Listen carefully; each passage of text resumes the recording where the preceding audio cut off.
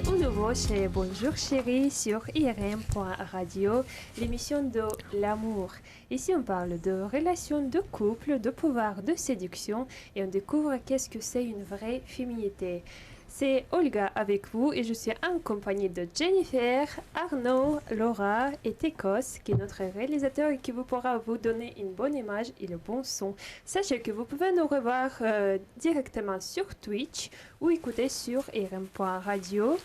Et également, vous pourrez voir toutes nos émissions sur notre chaîne YouTube IRM Radio Bonjour Chérie. La semaine dernière, on a évoqué le sujet glamour et l'amour. Comment l'apparence physique peut impacter notre relation de couple. Et aujourd'hui, on reste dans la continuité de ce sujet. On se pose la question, est-ce que la beauté, c'est la garantie de la réussite professionnelle? Et est-ce que la beauté également peut aider à nous réussir de nos relations, même si on a parfois des différences sociales ou des différences d'origine? On va aborder cette question en prenant l'exemple de couple de Arnaud Lagardière et Jet Forêt. Et maintenant, moi, je vous le cache pas, mais moi, je suis une femme traditionnelle. Et moi, je suis pour le fait que c'est quand même un homme qui est en tête de la famille. C'est un homme qui gagne de l'argent, même si, bien sûr, aujourd'hui, il y a beaucoup de femmes indépendantes. Mais pour moi, la famille, c'est ça. Quand un homme gagne l'argent et une femme, elle reste au foyer et... Pour moi, c'est un vrai bonheur. Mais je pense que c'est quand même la question très contestable. Et on va évoquer ce sujet tout de suite. Je pense que Jennifer, tu as quelques opinions à nous donner. Oui, très chère Olga. Donc, selon toi, l'opinion, c'est que l'homme est là pour assurer son rôle d'homme, donc de gérer financièrement le porte-monnaie, on va dire, de la famille et de la femme. C'est ça pour toi? Enfin, c'est ta vision. Oui. D'accord. Oui. Et toi, Laura, t'en penses quoi, toi? T'es plus indépendante financière, je suis la femme autonome, je veux m'assumer moi-même, ou tu es pour que ton chéri t'assume et assume financièrement aussi la vie des enfants? Alors, je préfère avoir mon indépendance financière. En revanche, j'ai besoin d'avoir un homme sur qui compter et qui puisse pouvoir assurer en cas de besoin. Donc, j'ai besoin qu'il ait aussi une sécurité financière qui puisse pouvoir nous servir à nous deux en cas de besoin. Ok. Et toi, très cher Arnaud, t'en penses quoi? Écoute, j'étais en train de me dire, je vais faire l'inverse. J'aimerais bien qu'on puisse m'entretenir. Pendant un an. Je m'attendais pas à ça, je m'attendais à ce que tu aies une réponse de macho. Non, mais je prends le feu. Dans la vraie vie, je prends le feu, comme d'habitude. D'accord. Mais je me dis, tiens, pourquoi pas pendant un an, ouais, je veux bien... Passer le flambeau, quoi. Ouais, vraiment. Ok, et toi, très cher Tekos? Non, moi j'entretiens pas. Je n'entretiens pas. Disons que je préfère largement le côté indépendant 50-50 de chacun. Oui, ok. Largement. Donc plus partenariat. Exactement, c'est ce que je pense aussi. Alors, moi, pour vous donner mon avis, je rejoins un peu Olga, mais vraiment un tout petit peu, on va dire 10%, et je rejoins à 90% Laura et Tekos, et Arnaud, bon bah désolé, je t'en rejoins pas 0%. Elle veut pas t'entretenir. Je veux pas entretenir un homme. Ah non. Alors, on va parler de dépendance affective. La dépendance affective, ça regroupe la dépendance intellectuelle et la dépendance financière au niveau d'un couple. Alors, la dépendance affective, ça commence par quoi? Ça commence par le fait que dès le partenaire s'absente, ça y est, on commence à s'inquiéter, on a besoin d'un appel, d'un message, on regarde le téléphone sans cesse, on s'angoisse et autres. Et aussi, on ne peut pas se voir sortir seul, voir aller au cinéma ou aussi voir des amis parce que chérie n'est pas là, donc j'ai pas envie de sortir toute seule. Il y a comme une peur de l'abandon en permanence et le besoin permanent d'être en présence de l'autre. Voilà. Et ceci peut être nocif pour le couple. Déjà là, on parle de dépendance au niveau des sentiments, là où le ou la partenaire est considéré comme une nécessité vitale, quoi. Voilà. Est-ce que tu as des clés comment justement ne pas être dépendant effectivement de son partenaire? Je vais en venir tout à l'heure. Je vais en venir tout à l'heure. Alors, en fait, ces personnes-là qui sont dépendantes croient au fond d'eux-mêmes devoir leur vie à l'autre, ce qui est totalement faux dans la vie de couple, puisque chacun a sa vie. On est en couple, d'accord, mais chacun a sa vie de son côté. lorsqu'on a cette dépendance affective, survient quand on a une fragilité dans sa vie.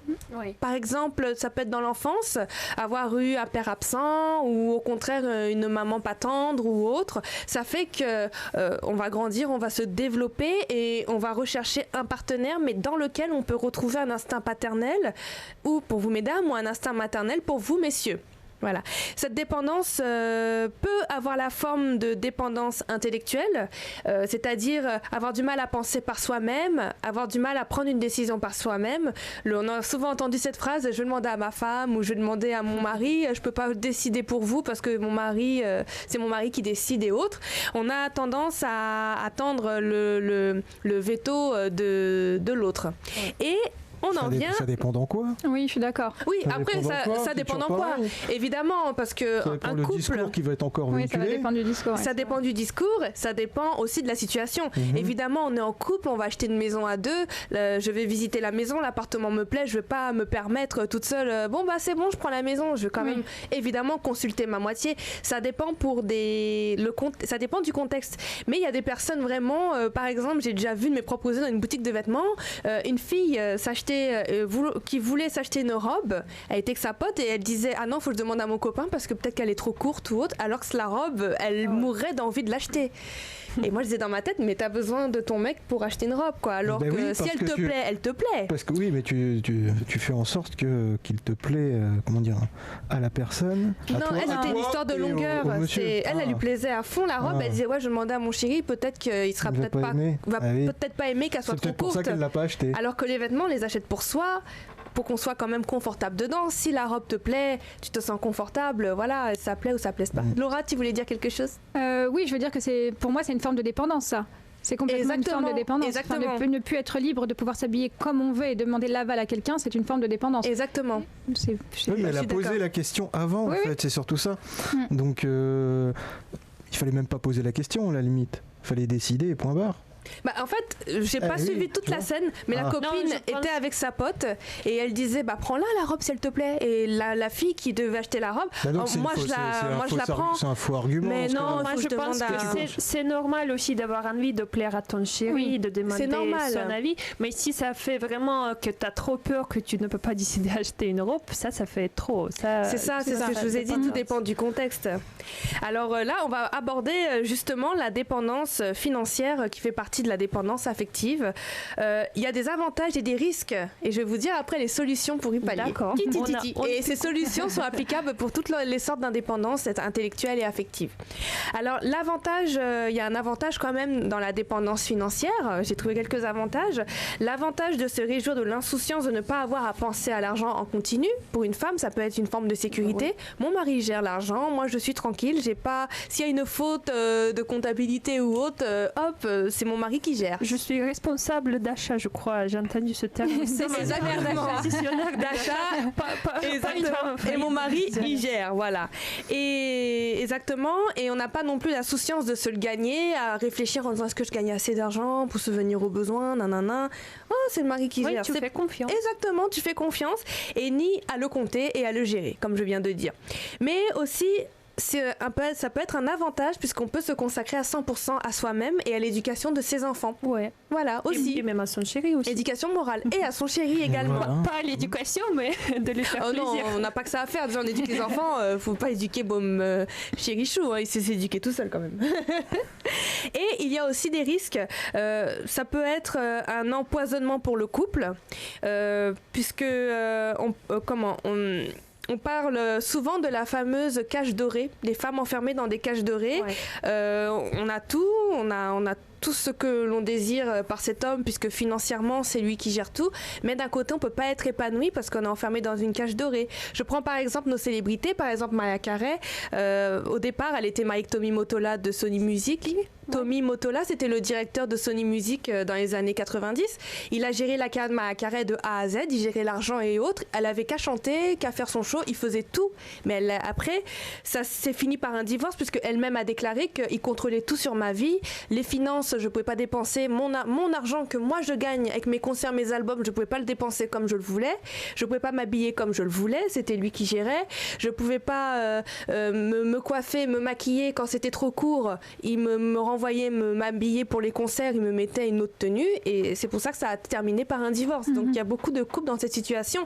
Elle était heureuse financièrement, on va dire, ne pas se soucier de gérer sa carrière musicale, de gérer son compte bancaire et autres, mais d'un côté, elle était très très malheureuse. Là, je pense qu'il y a le manque d'amour aussi. C'est peut-être la possession. Aussi. Il faut distinguer, soit tu es heureuse d'être dans cette situation et tu es aimée par ton mari, soit c'est juste mari qui est possessif, il te donne tout, mais en revanche, il prend ta liberté et là, tu te sens... Comme Céline Dion et René, il y avait quand même de l'amour de la part de René et Céline Dion. Enfin, je vis pas avec eux, mais d'après les dires de Céline, c'est ça. Il y avait une différence d'âge.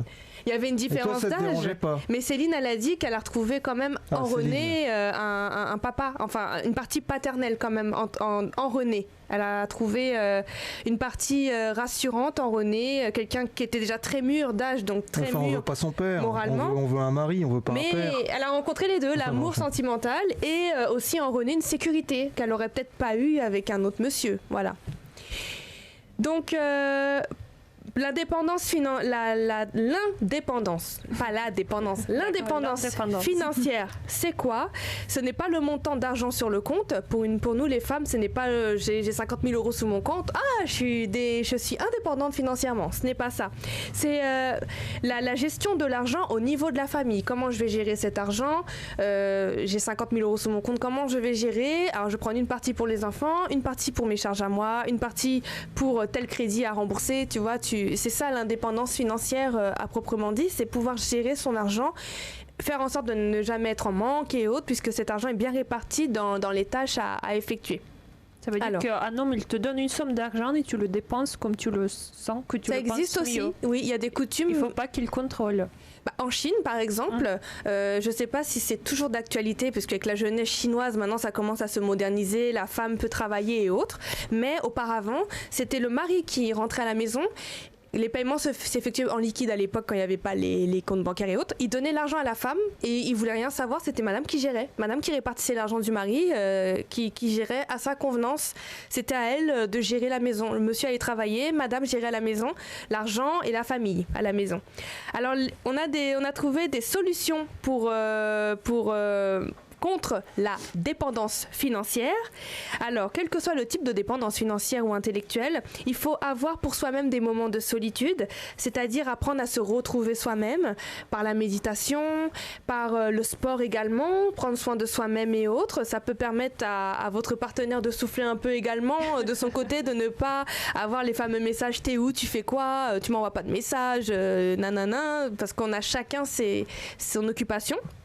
Trouver un centre d'intérêt et se consacrer à son centre d'intérêt, à ses passions, et aussi apprendre à faire à être tranquille et avoir aussi la volonté de pouvoir s'assumer soi-même aussi peut être une solution.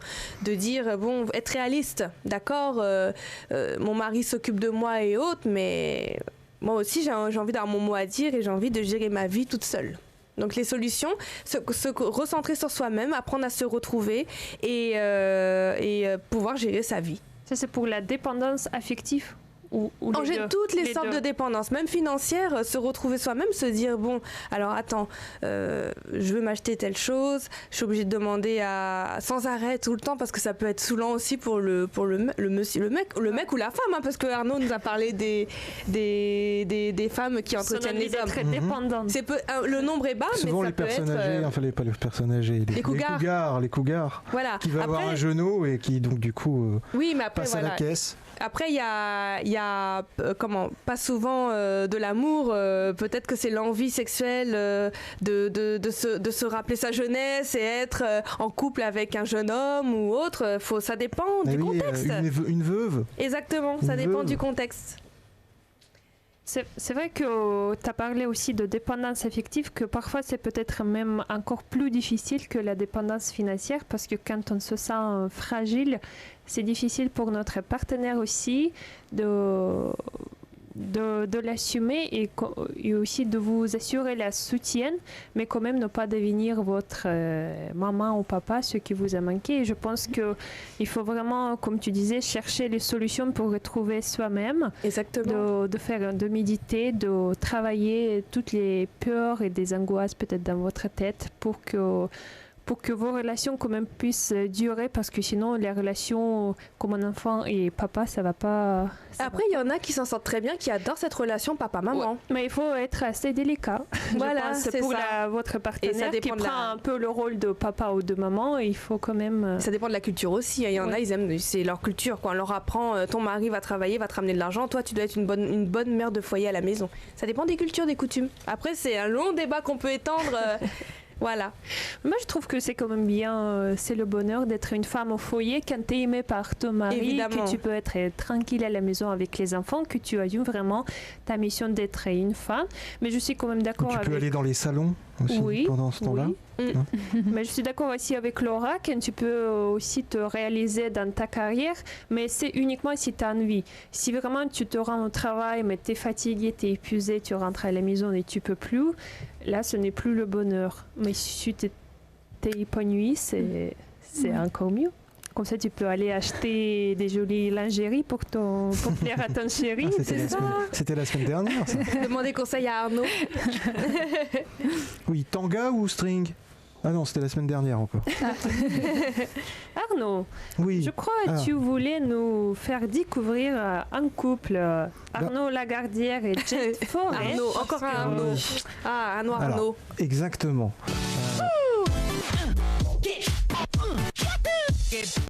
Oui, bienvenue.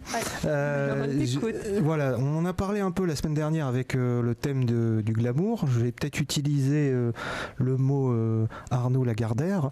On va regarder certaines photos et puis on va expliquer qui ils sont et pourquoi je les ai choisis. Surtout par rapport au sujet que tu as Oui, pourquoi ce couple? Pourquoi tu prends l'exemple? Parce qu'il y en a tellement des couples. J'ai choisi. Il y a aussi Vincent Cassel avec la top modèle. Il y en a plein des couples de ce style. Oui, mais ils sont encore trop neufs, en fait, entre guillemets. Là, on a vraiment la vraie famille française aristocratique. Ah puisque, bon oui, des origines aristocratiques, dis-moi, parce que moi je connais pas ce couple. Oui, moi non plus. Arnaud Lagardère, il y a eu son père qui est Jean-Luc Lagardère, qui était industriel, qui travaillait dans le secteur militaire, qui faisait de l'aérospatial, de l'automobile, et il a fait de l'édition. Ça, c'est son père. Il a créé, par exemple, Hachette, qui était l'édition. Il a fait aussi le journal du dimanche, Elle. Voilà, ça normalement les filles vous devez connaître. Oui, c'est aussi pour ça que j'ai choisi. Mais pas Monsieur Lagardère. Ah, en tout cas, Lagardère, c'est les publicités et autres. Ah, entre autres. Qu'on voit à l'aéroport et tout là. Exactement. Ah, c'est ce monsieur. Ça y est, ça me revient. Oui, je connais alors. C'est son anniversaire. C'est son fils. Mercredi 18 mars, il aura 60 ans. Ou non, 59 ans, pardon. Il y avait 58, il est arrivé à 59. Donc ce mercredi, aujourd'hui, bon anniversaire Arnaud. Bon anniversaire Arnaud. Voilà. Et alors, j'ai choisi aussi ce très beau nom, Arnaud. Arnaud qui est le gouverneur de l'Aigle. Ça c'est le titre. C'est un nom germanique. Tu en es fier, hein, Arnaud? Oui, majestueux oiseau de proie, symbole de liberté, d'agressivité et de puissance. Voilà. Alors, il est un des leaders mondiaux de l'édition, de la production, de la diffusion et de la distribution de contenu. Ça peut nous intéresser. Paris Match, le JDD, Europe 1, Virgin Radio, RFM, ça c'est à lui. Est-ce qu'il dirige encore Lagardère? Je le crois, c'est parce qu'il est sensible, enfin il est actuellement empêtré dans une histoire de finances. Il va peut-être perdre, en tout cas c'est en cours, il va peut-être perdre Europe 1. Voilà. Mais il va pouvoir rebondir, il a tellement de cordes à son arc. J'espère qu'il va rebondir. Et ce qui est intéressant avec Arnaud Lagardère, donc 1m65, c'est sa femme. sa deuxième. Il avait une première femme, ils ont fait des lui enfants. aussi, il est intéressant s'il gère autant de choses. Oui, S'il bien réussi- sûr, il a beaucoup de responsabilités. Il de est travail. millionnaire, il est milliardaire. Oui. Milliardaire, en tout cas, il a 220 millions de capital. 220 millions et sur les 500 français, entre guillemets, d'argent, il arrive en 381e sur 500, sur les plus puissantes familles françaises. Donc c'est très important, en fait. Alors, ce qui est important, c'est justement sa femme, qui est Jade Forêt. Vous avez sa photo. Elle est quand même magnifique. Elle est vraiment Sexy. magnifique. Elle a 29 ans, il a donc 58 ans, 59. C'est-à-dire qu'il a 29 ans de différence. 29 ans. Ouais. Donc je ne sais pas si ça dérange ou pas, mais en tout cas, l'avantage d'être millionnaire, c'est que tu peux choisir en fait qui tu veux. Oui, Et mais entre autres, en général, est-ce que tu es aimé en retour? Est-ce que c'est pas le porte-monnaie ça fait qu'elle 10 aime? ans. Ça fait 10 ans. Ils ont 3 enfants, je crois. 3 enfants. Parce voilà. que c'est quand même, il y a de l'amour, je pense. Ah, je pense que si tu mets des enfants et si t'en mets 3 au bout de 10, enfin en tout cas au bout de 10 ans, t'as fait 3 enfants. Des petits héritiers, quoi. Je pense que effectivement, il y a une idée quand même de construire quelque chose. Simplement, peut-être que cette femme est peut-être un peu délaissée. Elle envoie quelquefois des messages en fait dans les réseaux sociaux. Est-elle, on a la photo là, justement celle-ci. Tu peux mettre photo, voilà, hop. À droite, on a est-ce que je suis célibataire? Elle marque oui. Voilà. Elle a démenti en fait juste après. Mais est-ce qu'elle reste encore célibataire ou pas? J'en sais strictement rien. Là, à l'heure d'aujourd'hui, il n'y a plus de nouvelles depuis à peu près 3 mois. Mais 2-3 après, mois. je pense que c'est pas parce qu'ils ont 29 ans de différence qu'ils n'ont pas des problèmes de couple comme tout le monde. Oui, comme tout le monde, en a, comme tout le voilà. monde, mais je dis, on est dans une autre sphère. Là, on a quelque chose de stratosphérique. Très cher Arnaud, sans te couper, elle faisait quoi Oui. comme métier sa Qu'est-ce qu'elle femme? faisait? Mannequin. Mannequin. Ah ouais, mannequin. Elle a commencé Ça se voit. à 12 ou 13 ans à faire des photos devant la mairie, je crois, de Bruxelles. Enfin, en tout cas, elle était connue à ce moment-là dans les panneaux publicitaires. Elle D'accord. avait commencé à 13 ou 14 ans. Elle a travaillé aussi dans les défilés haute couture. Bien Alors là, sûr. vous allez peut-être connaître Alberta Ferretti. Ouais. Ouais. Antonio Maras. Ouais. Oui. Kenzo. Oui. La Montagada. Trussarti. Oui. Trussarti Entendu peut-être parler, moins. mais pas vu les. Armani. Bah Oui. évidemment, Oui. Giorgio Armani. Marco Coretti. Oui. Et Dirk Bickenberg. Ça, c'est plus belge. Ça, Mais c'est bon. nouveau pour moi. Ah, Je connais ok. pas. Elle avait une liaison orageuse avant avec un footballeur belge Oui. aussi, avant. Elle était victime de harcèlement à l'école parce qu'elle était trop grande. Je sais pas, Olga, est-ce que tu as eu des problèmes? Oui, ça arrive. Ça arrive, Oui. ça. Ouais. Ça arrivait avant. Grande Aujourd'hui, perche, bon, quand on même. disait grande Je pense perche. que quand on est Grande. des adolescents, On est méchants, de toute façon, ils sont méchants. on est toujours Puis méchants. après, t'as vu, on devient des belles Bah plantes. oui, Ils reviennent oui. te voir après. Et donc, elle s'est essayée à la chanson, au cinéma, à la télévision et elle a fait aussi, on l'a sur la photo, elle fait des BD. Elle écrit, Ah, donc BD. Amber Blake, là, Ah oui, qu'on derrière. voit à gauche. Ouais. Je crois que j'ai aussi la photo. Voilà, hop, juste avant. Amber Blake, ça c'est sa BD. Et ça C'est quoi raconte BD? Bande dessinée. une bande Ah oui, dessinée. d'accord. Merci. Ouais, non, c'est pas grave. C'est pas grave. On peut pas tout Ça savoir. veut dire qu'elle écrit les bandes dessinées elle-même et Alors dessine. oui, mais c'est très drôle en fait aussi, c'est l'histoire. On a une histoire d'une organisation secrète qui combat les crimes contre l'être humain comme la pédophilie, la prostitution et l'esclavage. Ça c'est l'histoire en fait de la BD, mais en tout cas en tant qu'un mannequin, c'est ce sujet-là qu'elle a choisi. Par Donc exemple. elle a quand même des bonnes D'accord. valeurs. Oui, par elle a les des très sujets belles valeurs. Oui, oui, qu'elle oui. choisit. Après, comment dire, la seule question qu'on peut savoir, c'est est-ce qu'il y a une rumeur de séparation?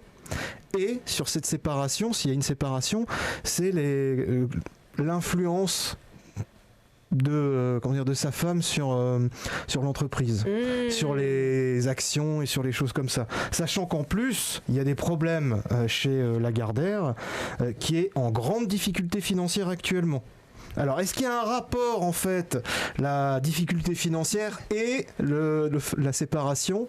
Là, après, c'est à Est-ce vous que de l'image de répondre. sa femme est liée à une des marques qu'il a? ils sont comment dire, ensemble, donc ils sont mariés. Donc s'il y a une séparation, elle va récupérer quelque chose. En plus avec les enfants, quoi qu'il en soit, voilà. Tu parles au niveau financier. Ok, Voilà. ça sera pas perdu, t'inquiète pas. Voilà, et moi ce qui m'intéressait aussi, c'est t'as le couple qui va à Roland-Garros par exemple en photo. Ça c'est, je l'ai dessus. Il y a la villa aussi que j'ai montré. Voilà, c'est ce monde là. C'est où la ville? Elle est où là? Elle est là. Elle Elle est en France, à côté de Paris. Enfin, pas Paris même, mais un peu l'extérieur. Mais là, c'est sympa. Là, moi, je veux bien côté la piscine. Je vous laisse à côté en bas. C'est un peu plus grand par là, mais j'ai pas besoin d'aussi grand. Moi, ça va. Voilà. Est-ce que tu veux une telle vie, Arnaud? Oui, j'aimerais bien tout construire ça, ouais. Mais enfin, à Montreuil. Je suis en retard. Non, il y a des belles maisons à Montreuil. Oui, je sais. Donc la réponse, on ne sait pas s'ils sont toujours ensemble. On ne sait plus. Voilà, tu vois, ça fait 3 mois qu'il n'y a plus d'informations. Elle laissait entre 1 ou 4 messages par semaine d'habitude pour ses Twitter, et là il n'y a plus rien. Voilà. Et encore une fois, elle a essayé de jouer un petit peu en disant non, c'est bon, je suis célibataire. Tu vois, elle joue avec son mari une fois de temps en temps.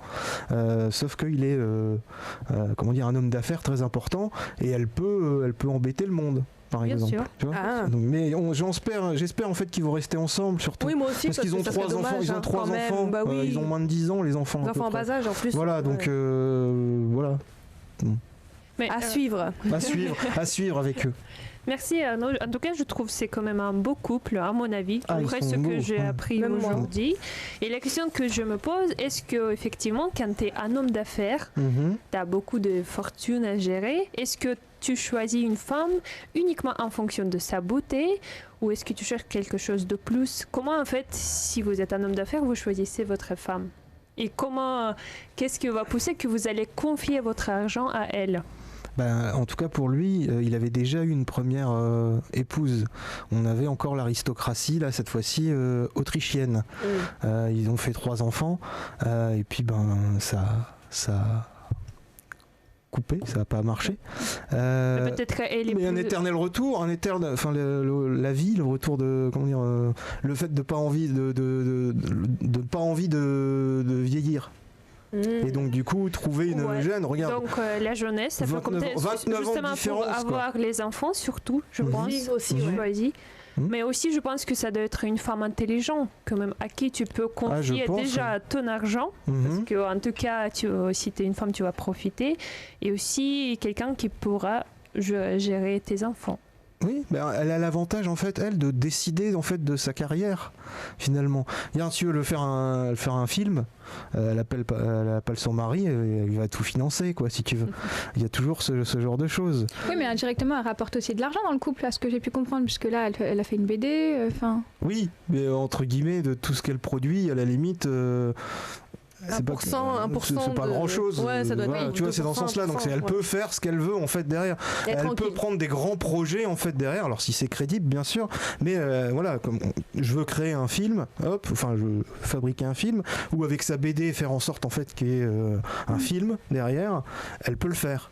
Parce qu'elle a déjà le bon financement derrière. Elle peut être indépendante. En tout cas, à partir du moment où même si elle tu veux dire être indépendante de ce mari justement? On n'est plus dans ce sens-là à partir du moment où tu es un millionnaire. Elle est plus ou moins confortable dans sa situation financière avec son mari, mais que quelque part, si elle se sépare, bien sûr, elle va récupérer des parts, mais au-delà de ça, j'ai l'impression qu'à travers ce que tu m'expliques, elle en a pas vraiment besoin, parce que dans tous les cas, elle sait quand même s'en sortir elle-même. Elle est quand même productive, elle sait faire des BD, elle a été mannequin, elle peut se vendre sans l'image de son mari, quoi. Moi, c'est l'impression que tu me donnes dans tes explications. Ils essayent, mais c'est important en fait d'avoir le côté glamour ensemble en fait. Oui, bien sûr. Après ça, c'est les réseaux sociaux. Il y a la carrière personnelle en fait à chaque fois. Sur ce qu'elles font, soit le mannequin, que ce soit les BD, etc. Puis après, il y a les réseaux sociaux où ils essayent de communiquer ensemble. Voilà. D'accord. Et là, à ce moment-là, on n'a plus de nouvelles. Mais revenez ici. Bonjour, c'est peut-être une stratégie de com aussi, ça. Parce qu'il y a peut-être quelque chose derrière où ils ne doivent pas encore dire qu'ils sont séparés. Parce que souvent, c'est ça en général. Ils annoncent que quand il y a peut-être quelque chose qui va sortir entre-temps. Enfin, on ne sait pas. Peut-être qu'ils vont revenir ensemble. Moi, je spécule là-dessus. Il aime bien ce couple, Arnaud. Parce qu'il s'appelle Arnaud aussi, surtout. Le gouverneur de l'Aigle. Donc si je résume, en fait, pour plaire à un homme d'affaires, un homme qui réussit dans la vie, il faut être une femme attractive physiquement, au moins être une femme jolie, jeune. Ou alors rester, pour avoir les enfants. ou rester avec la première et la dernière de femmes. Dans ce cas-là, tu comprends. Parce que si tu, c'est pas possible. Oui, mais à partir du moment où voilà, y a une séparation derrière, forcément le monsieur en fait veut retrouver une nouvelle jeunesse. Je peux comprendre. Tu vois, à partir de 29 ans, elle a 30 ans, on va dire. À 30 ans, il a retrouvé quelqu'un à 19 ans, quoi, par exemple. Tu vois, oui, mais 10 ans, c'est 10, pas que jeunesse qui compte, il faut être aussi une femme intelligente, je pense. Oui. Et comme disait Laura, je pense qu'il faut avoir certain niveau quand même de sécurité financière ou autonomie financière que tu peux quand même t'assurer ta vie. Et un homme d'affaires qui gère des grosses sommes d'argent, il va choisir comme peut-être une femme qui sait quand même assurer le minimum niveau financier. Oui, et puis elle était dans le bon milieu aussi. Elle est arrivée dans le mannequinat, dans les plus grands, quoi. Armani, par exemple, elle était là-dessus. Oui, donc elle était dans le bon milieu. Elle n'était pas avec des prolétaires, quoi. Elle est toujours restée avec des hommes d'argent, on va dire. Et elle a pu choisir aussi celui qu'elle veut. Mais si elle en a elle-même de l'argent, c'est normal qu'elle choisisse quelqu'un en fonction de. Oui, on est d'accord. Quand tu gagnes un peu ta vie correctement, tu as envie d'avoir quelqu'un qui est pareil en face de toi, voire plus. Il faut penser même mieux, disons, elle avait plus la possibilité de choisir son millionnaire. On peut penser comme ça aussi. Oui. Ah oui, elle a choisi son millionnaire. Parce qu'elle a sûrement été, courtisée souvent. Tu peux regarder la photo, elle est magnifique, elle est jolie. Bah oui, mais bon, elle n'a pas choisi le plus beau non plus. Enfin, c'est pas méchant. Plus beau. Je pense qu'il avait d'autres qualités que ça. C'est peut-être celui qui a l'a impressionné le plus. Je sais pas. Oui, voilà, il a peut-être une super personnalité. Il a fait ce qu'il faut. Okay. Bon, aujourd'hui on parle de l'amour et de l'argent. Tout de suite on fait une petite pause musicale et on revient encore avec le sujet très intéressant. Est-ce que la beauté peut vous aider les femmes de gagner mieux votre vie, de réussir professionnellement? À tout de suite dans quelques minutes. Et vous êtes au nouveau sur IRM Radio. Bonjour chérie. L'émission parle de l'amour. Aujourd'hui, on parle de l'amour et l'argent. Est-ce que c'est bien être une femme au foyer ou être une femme indépendante? Et comment faire s'il y a les différences sociales entre vous deux avec votre partenaire? Est-ce que vous pouvez quand même gérer votre couple et de réussir et d'être heureux ensemble? Tu sais, Olga, tu vas te faire détester. De se poser la question de être une femme au foyer ou une femme qui travaille, tu vas te faire détester. Bon, je n'ai pas peur d'être détestée, j'ai mes valeurs. Moi, je vous dis honnêtement, je suis pour une femme au foyer, mais je ne dis pas... si c'était possible, si c'était possible. Oui, un homme, on peut pas plaire à tout le monde. Mais heureusement d'ailleurs. Oui, c'est toujours pareil, ça dépend du travail. Ça dépend si tu pour faire de la BD, si c'est pour faire du mannequinat, si c'est pour faire des personnes à la télé, etc. Oui, tu peux aller travailler, oui. N'hésite pas. Mais tu sais, moi, j'ai toujours travaillé dur et j'attends mon mariage quand je pourrai me reposer un peu. En tout cas. Mais t'as trouvé ton millionnaire? Je suis quand même une femme qui travaille. J'ai trouvé quelqu'un, mais je vous dis pas plus parce que... Il est pas millionnaire. Je dis pas. Presque. Je dis pas. D'accord. En tout cas, si vous aimez notre émission et si vous voulez participer, vous pouvez toujours nous envoyer un message et poser vos questions sur le numéro 07 71 59 62 68. Je répète, 07 71 59 62 68. Vous pouvez également toujours revoir nos émissions sur notre chaîne YouTube et sur Twitch. Justement, on est sur Twitch en ce moment. Et maintenant, le sujet que je voudrais évoquer, est-ce que la beauté, c'est la garantie de réussite professionnelle? Est-ce que la beauté nous aide vraiment dans notre vie? Je crois que Laura, tu peux nous éclairer sur ce sujet.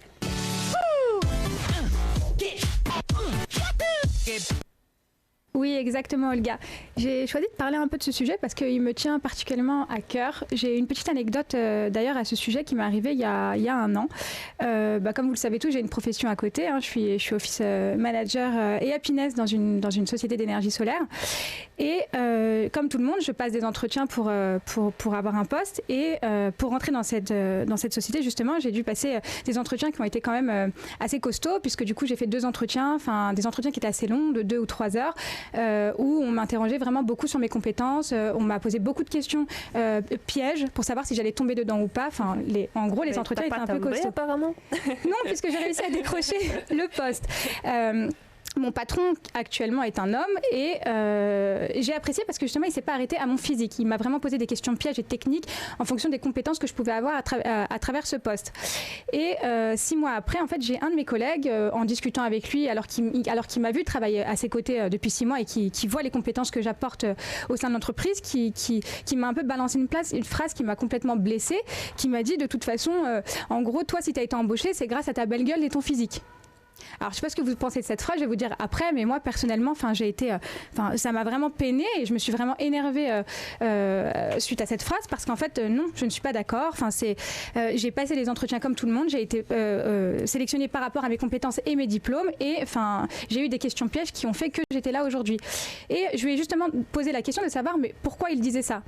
Et là, il m'a répondu parce qu'en fait, alors je pense que c'est pas de la jalousie, je pense que c'est juste de la discrimination tout simplement, parce qu'il m'a dit tout simplement, mais oui, mais souvent les office happiness managers, c'est souvent le type d'assistant de direction qui sont plus ou moins jolis. Alors je sais pas ce que vous avez à me dire à ce sujet, je vais vous répondre après, mais c'est vrai que tu es très jolie. C'est gentil, merci. Mais ça c'est vrai, mais c'est préjugé. Ils pensent, les gens, oui, ouais. Non, je pense que ce sont les gens qui n'ont pas d'habitude vraiment faire un effort de travailler. Ils peuvent juger comme ça, de dire voilà, t'es jolie et c'est pour ça que t'as eu ce poste. Donc la beauté fait pas tout. Hein. Ah, on en arrive justement, Jennifer. C'était un peu le but du sujet. Donc en fait, je lui ai répondu, je lui ai dit, mais donc ça fait 6 mois que je travaille à tes côtés, la seule chose que tu retiens, c'est au final mon apparence physique. Mais je t'aide depuis 6 mois, je travaille avec toi au quotidien. Et il m'a dit effectivement, non, tu bosses très bien. Je lui ai dit, on en arrive alors justement. Donc ça veut dire que quelque part, si j'ai été embauchée, c'est pas seulement sur mon apparence physique qui ne t'apporte rien au final dans ton quotidien tous les jours, mais plus mes compétences. Donc j'ai réussi finalement à lui faire comprendre que j'avais raison sur le sujet, même si ça a été très difficile. Mais il n'a pas compris indirectement la peine que ça m'a fait, parce que je trouve que c'est très réducteur de juger quelqu'un à son physique.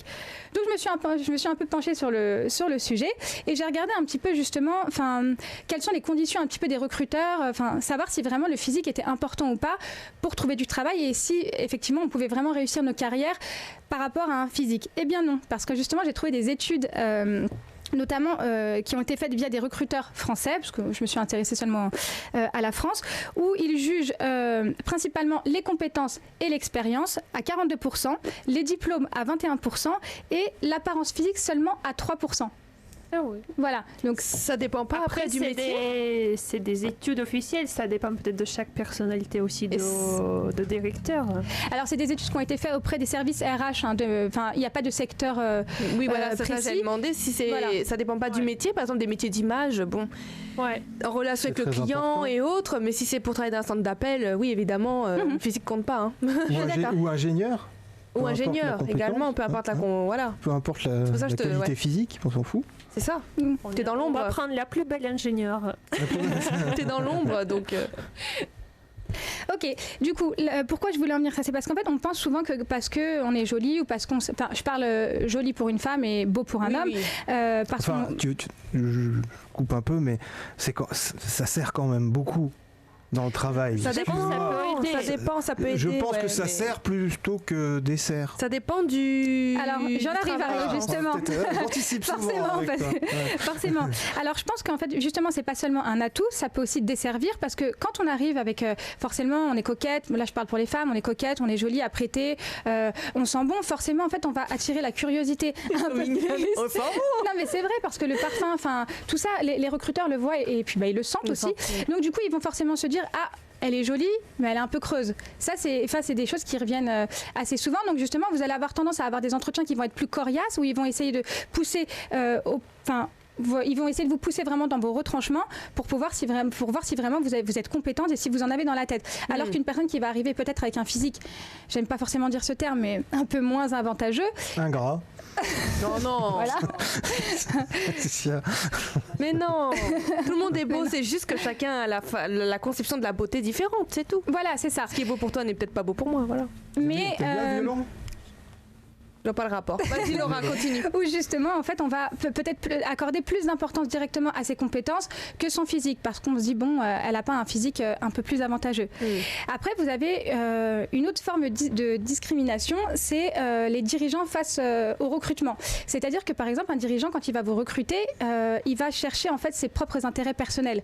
Donc, c'est-à-dire que une femme, notamment, mais j'aime pas rentrer dans ce stéréotype de la jalousie féminine et tout ça. Enfin, moi, je suis pas pour. Pourquoi? Parce que ça existe, et beaucoup. Oui, Et ça on existe. en avait parlé au début. Je voulais te dans poser la l'émission. question, comment faire quand tu es jalousé, quand tu as trop de femmes dans ton travail et tu es jalousé par les femmes?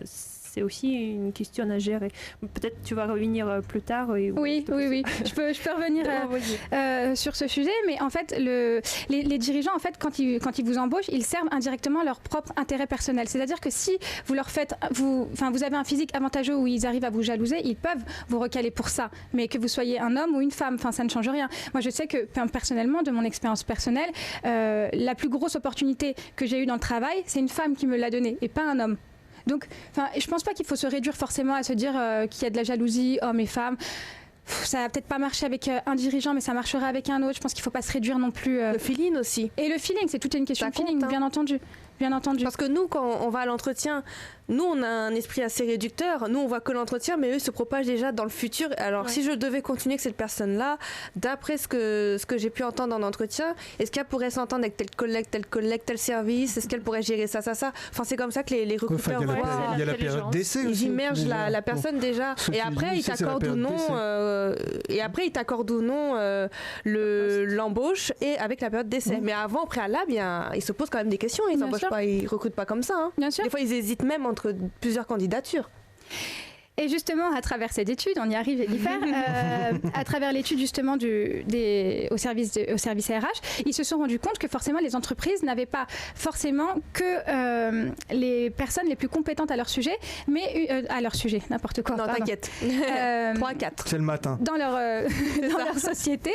Mais ils se sont rendus compte de ça uniquement dans les secteurs d'image. On y arrive, Arnaud, c'est pour ça que je t'ai dit tout à l'heure que j'allais revenir. C'est-à-dire que vous avez des secteurs où forcément vous allez avoir besoin d'une image un peu plus valorisante. En général, pour valoriser la marque ou l'entreprise. Exactement. Voilà. Donc là, c'est vrai qu'ils ont tendance à faire des sélections un peu plus précises au niveau du physique. Mais elles ne sont pas non plus poussées. Enfin, ce qu'ils demandent, c'est peut-être pas d'avoir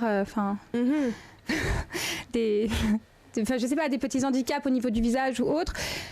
Enfin, voilà. Et je parle notamment d'un magasin, vous allez peut-être le connaître, mais je ne peux pas citer la marque parce que je n'en connais pas d'autres. Magasin de quoi? De vêtements, alors, c'est un magasin de vêtements qui est connu à Paris, mais c'est le seul qui fait ça, où justement, en fait, il recrute clairement sur le physique et où il faut avoir un profil un peu type mannequin, être assez grand. Et au final, vous êtes vendeur. Boutique de luxe?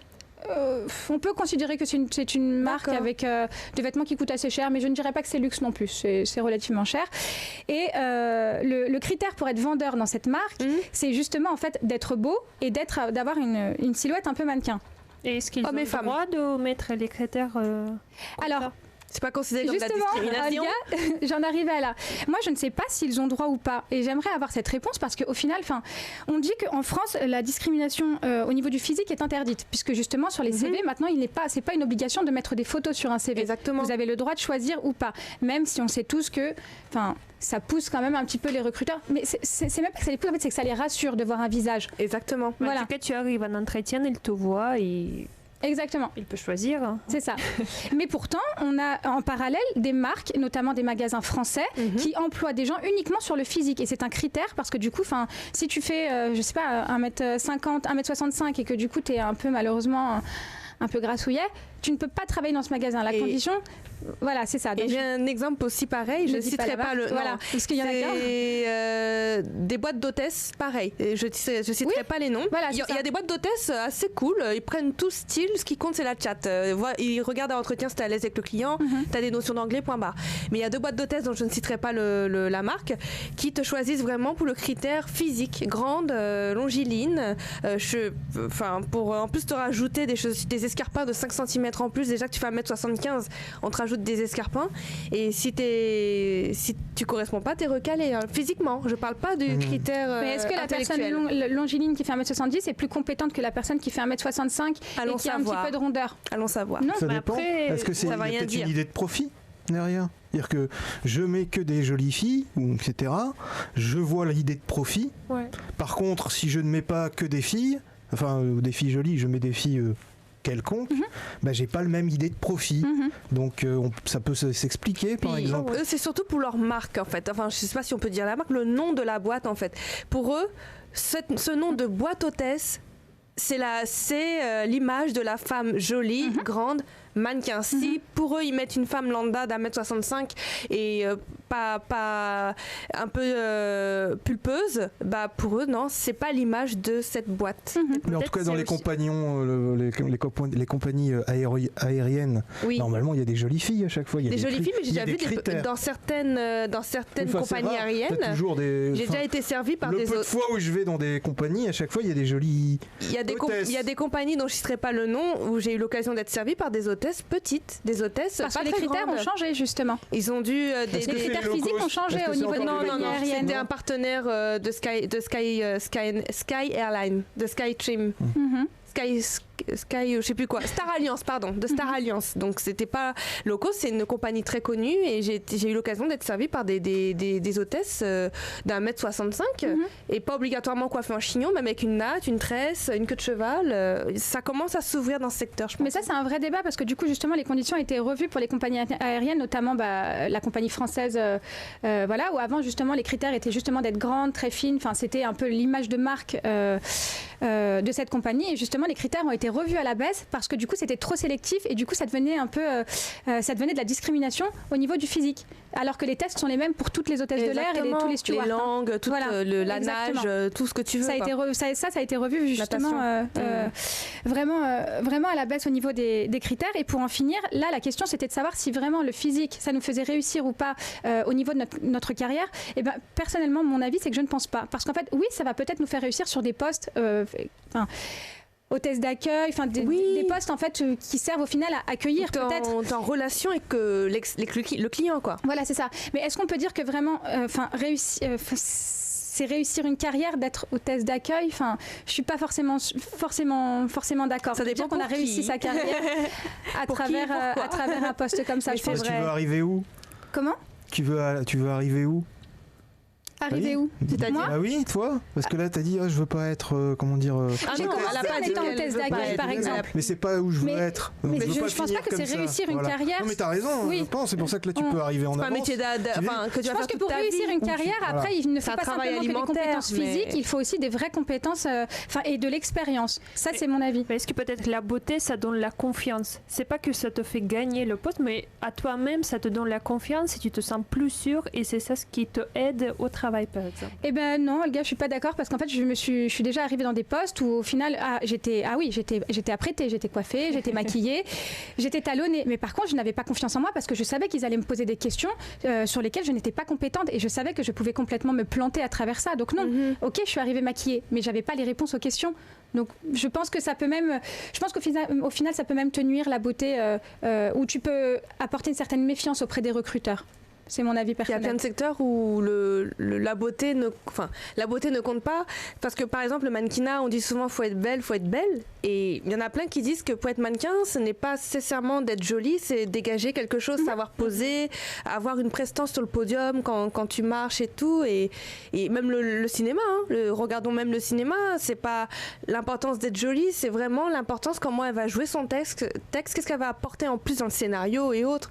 Donc il y a des secteurs où on a eu le stéréotype de dire ah non mais tu veux être mannequin mais il faut être jolie quoi, alors que non, et c'est pas obligatoire, faut avoir le petit quelque chose, tu vois, comme toi le gars. Oh, merci. Tu as le petit quelque chose. Donc il faut peut-être surtout avoir la confiance, même si tu ne trouves pas. Mais imagine par exemple, si tu dis dans le monde des médias ou du cinéma, par exemple, si tout le monde te trouve pas belle et te trouve pas quelque chose. Trouve pas quelque chose petit, tu dois te battre toute ta vie pour prouver que tu es capable aussi. Oui, c'est ça. C'est que j'ai l'impression que plus t'es un peu jolie ou plus t'es un peu coquette, et bah du coup tu dois prouver en permanence des choses et on ne te prend pas au sérieux. Moi, c'est le sentiment que j'ai au quotidien dans mon poste où je suis en train de négocier constamment avec des prestataires, avec des commerciaux autres, où en fait on se dit non, ça doit être la petite assistante. Et souvent en fait on me contre-attaque directement en écrivant mes patrons derrière pour pas passer par moi, alors que moi ça me fait mourir de rire parce que justement mon patron me re-shoot les mails derrière en disant je vous laisse voir ça avec Laura. Donc voilà, c'est les stéréotypes à la con. Voilà, exactement. Je pense que c'est de la discrimination bon. Et voilà. tu peux être jolie et compétente. Faut pas oublier non plus la vraie discrimination surtout. Dans quel sens? La discrimination par exemple pour... Pourquoi moi c'est pas toi. La discrimination pour les personnes noires par exemple, qui sont vraiment discriminées concernant le travail, vraiment. Tu penses qu'ils sont vraiment... oui, ça dépend du secteur aussi. On a quand même insisté, et je crois que ça a été créé pour faire en sorte qu'il y ait le CV anonyme. Mais ça c'était pas que pour les Noirs, c'est même aussi les Arabes, c'est les Asiatiques, toutes les communautés étrangères qui pouvaient subir la discrimination. D'utiliser la vraie discrimination. Oui, c'est vrai. Je pense que c'est aussi une idée des masses parfois de dire moi je suis noire par exemple et donc je suis discriminée. C'est-à-dire que c'est dans la tête aussi. Alors qu'il y a quelqu'un d'autre qui est noir qui se dit non, ça me concernait pas, moi je veux y aller et je vais y aller. C'est surtout dans la tête personnellement. Il faut pas y aller avec d'a priori. Mais ça dépend, c'est du cas par cas après. Franchement. Oui, mais c'est vraiment je pense qu'il faut avoir la personnalité forte et ne pas être subi à des stéréotypes. Voilà, je suis noire et donc je suis discriminée. Pourquoi, par exemple, avec les Russes, on n'a pas cette idée, mais on est aussi les étrangères en France. Mais il n'y a pas cette... Oui, mais vous êtes blanc.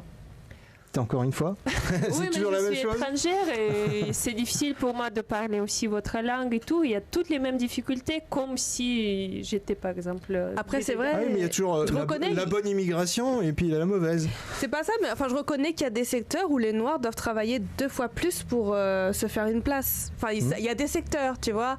Par exemple, je nomme la mode où Naomi Campbell, elle a été interviewée, elle a dit bon d'accord, je suis jolie, je suis grande, j'ai la classe et tout, mais j'ai dû travailler 2 fois plus par rapport aux autres modèles caucasiennes pour y arriver, pour être à la place où je suis maintenant. Il y a des domaines où vraiment tu dois travailler 2 fois plus pour prouver je suis noire mais c'est pas mon métier, comme le livre qui est sorti.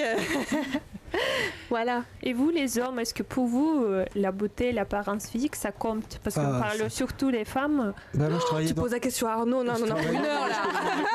Mais il y a une raison, c'est que j'ai travaillé dans la télécom et je travaille dans le monde des médias, donc c'est très important. C'est génial. Développe. Par exemple, je regarde Olga quand je prépare une émission. Je sais que c'est Olga. C'est génial pour pouvoir préparer l'émission, par exemple. Alors qu'avec Mimimati... par exemple, donc ça sert. Après, il y a aussi une question de compétence aussi. C'est important. Une question de compétence. Donc ça veut dire que tu serais moins performant face à une personne qui serait moins jolie qu'Olga. Non, parce qu'après je connais aussi sa compétence. Elle est intelligente aussi en même temps. Donc elle a les deux. L'avantage c'est d'avoir les deux. T'as les deux en fait. L'avantage c'est que t'as les deux. Je pense Olga, ça doit bien l'aspirer. Oui, mais tu serais autant compétente face à une personne comme Mimimati qui aurait un visage. Après c'est toujours pareil. Après ça dépend le niveau que j'ai de. Alors on a compris que le côté physique à ce moment-là, on va l'oublier. Mais moi ce qui va m'intéresser c'est qu'est-ce qu'elle va proposer à ce moment-là pour travailler au niveau du travail. C'est surtout ça. Oui, oui. Voilà, elle dégage. Alors, c'était quoi son émission? Joséphine Ange Gardien. Voilà, elle claque des doigts. Elle claque des doigts, voilà. Elle te fait une chronique en claquant des doigts. Voilà. Teco, est-ce que tu penses que la physique ça compte pour les hommes aussi pour réussir la Mozart aujourd'hui. Parce que Mozart pense à des choses bizarres. Marie-Madeleine, là, qu'est-ce qu'elle dit? Marie-Madeleine, elle t'emmerde. Non, je déconne. Bonne question. Non, en vrai, bonne question. Allez, vas-y, dis la vérité surtout. Attends, il réfléchit quand même. Je vois. Moi, je dirais Joker sur cette question. Ah non. Je vais pas me prononcer sur cette question. Joker. Tu veux pas donner ton avis? Ouais, Joker. Non, mais. Je sais pas. Enfin. Rien qu'avec le fait qu'on travaille beaucoup avec les réseaux sociaux, Instagram et tout, et que c'est complètement du paraître, déjà ça pose la question. Je pense qu'on est dans une ère de réseaux sociaux et donc de paraître, donc de toute façon. Donc ça compte. Tout est image. Oui, mais ça compte, mais pas pour les bonnes raisons. Ouais. Moi je pense plus à ça. Voilà. D'accord. Mais je pense que pour nous, pour les femmes, ça compte le physique, même pas que dans la carrière professionnelle, mais dans la vie en général et même dans les relations amoureuses peut-être. Et pour les hommes, ça compte quand même peut-être. Mais alors pour vous moins, les filles, je est-ce que pense. c'est important d'avoir des hommes beaux? Pas très Est-ce que beau, tu mais poses quand pour même nous correct. On en a déjà parlé, ça. Et bah franchement, moi je préfère. Tu parles au niveau de l'employeur? Non, franchement, non. Au travail, dans votre travail. J'allais dire, c'est dans le important couple, on en a ou déjà pas parlé. Ça me déstabilise plus qu'autre chose au final d'avoir quelqu'un de. Enfin, je préfère avoir quelqu'un de. Moi, je m'en Des fiche. Je vais pas Chippendales, forcément. si vous avez des Chippendales avec vous au travail. Moi, personnellement, je m'en fiche parce que je vis pas avec eux. Donc, je suis pas venue draguer. Enfin, je suis venue ni pour mater, tu vois. Je suis venue pour bosser. Donc, Oui, mais tu peux mater. Là, on te dit, là, tu peux mater. Ça y est, c'est bon. je c'est suis fait. une femme, hein, Ah bah donc alors, c'est naturel. voilà, donc ça sert, ça peut Quelqu'un- servir, alors. même si on a un copain, Ça- même si ça, on gratte un on peu, mate quand même à moment. côté, mais c'est tout à fait normal. Même toi, enfin, t'es en couple avec une fille, mais quand même, t'as une fille jolie dans la rue, t'es un homme, hein, Tu tu vas jettes quand un même œil. rigoler, jeter un Mais œil. le problème n'est tu pas vois. de mater, le problème c'est de se faire choper, ça n'a rien à voir. C'est ça, tu peux, tout le monde regarde tout le monde dans la Bah rue, oui. on s'en fout. C'est ça. Mais si tu te fais choper, voilà, Il y a la commandanture qui arrive.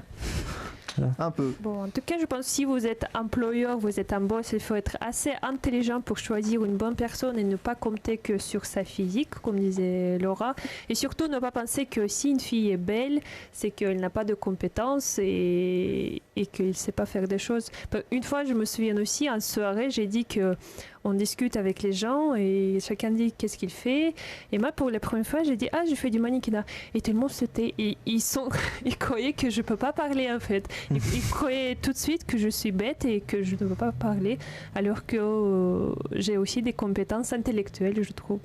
Donc il faut mais pas. c'est ça. Réducteur. Il faut pas juger que sur le physique et moi, toutes les filles, je vous souhaite surtout tomber dans les bonnes conditions de travail où vous ne serez pas jalousés, que vous serez avec les gens qui sont bien avec eux et vous puissiez vous exprimer en tant que professionnel et vraiment approuver que vous êtes quelqu'un capable de le faire et n'est pas que vous êtes là juste à cause de votre joli visage.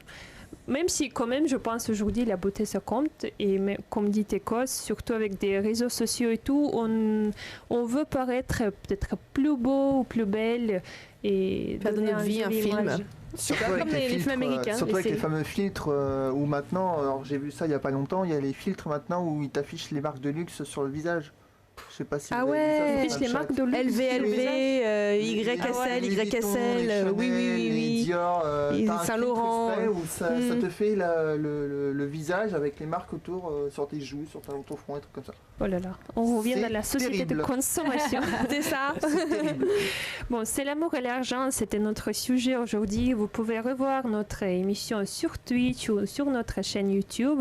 Si vous avez des questions, des remarques à nous poser, vous pouvez nous envoyer un message sur le numéro 07 71 59 62 68. Je répète, 07 71 59 62 68. C'était Olga avec vous en compagnie de mes experts en amour, Jennifer, Arnaud, Laura et Anthony. Merci à vous tous. Je vous souhaite une très bonne semaine et quand même soyez consciente que c'est l'amour qui fait la vie, pas que l'argent qui compte. Merci à vous tous. À bientôt. À bientôt. Au revoir. Et bon anniversaire. Au revoir.